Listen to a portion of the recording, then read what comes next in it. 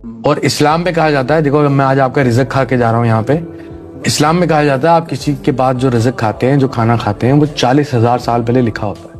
এই গাইস, সবাই কেমন আছো? আশা করছি তোমরা প্রত্যেকেই ভালো আছো। আজকে যার ভিডিও নিয়ে আলোচনা করবো সেটা হলো যে হানি সিংকে নিয়ে। তোমরা প্রত্যেকেই হানি সিংকে চিনো ভালো রকম। মানে হানি সিং এখন ট্রেন্ডিংয়ে চলছে, বিশাল ভাইরাল। তার একটা ভিডিও তোমাদেরকে দেখাবো, খুবই সুন্দর ভিডিও, আমাকে খুব ভালো লেগেছে। সর্বপ্রথম আমরা ভিডিওটা যদি একটুখানি শুনি, তারপর বিষয়টা নিয়ে আলোচনা করব। ভিডিওটা একটুখানি দেখে নিই, ঠিক? और इस्लाम में कहा जाता है, देखो मैं आज आपका रिज़्क खा के जा रहा हूँ यहाँ पे। इस्लाम में कहा जाता है आप किसी के बाद जो रिज़्क खाते हैं, जो खाना खाते हैं, वो 40,000 साल पहले लिखा होता है। तो 40,000 साल पहले लिखे हुए थे ये शो बनने से पहले।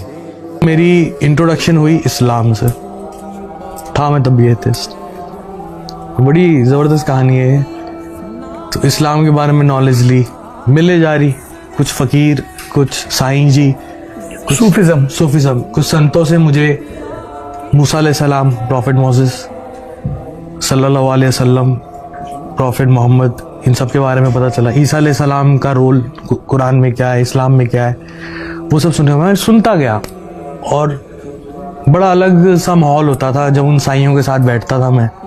तो मेरे सवाल उनसे बड़े तर्क होते थे कि ये क्यों, ऐसा क्यों, वैसा क्यों, तो हर चीज़ का जवाब देते थे। मैं सुनता गया।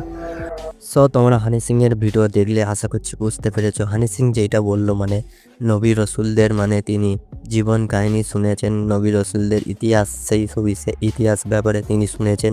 ঈসা নবীর ব্যাপারে, মুসা নবীর ব্যাপারে, আমাদের প্রিয় নবী হজরত মোহাম্মদ সাল্লাল্লাহু আলাইহি সাল্লাম তিনার ব্যাপারে তিনি মানে শুনতে গেছে, মানে নবী রসুলদের ইতিহাস, জীবন কাহিনী তিনার নাকি খুবই ভালো লেগেছে এবং ইসলামের তিনি কিছু নলেজও নিয়েছে। সো তোমাদের কি মতামত, তোমরা একটা কমেন্ট করবে তোমাদের কি কেমন লেগেছে।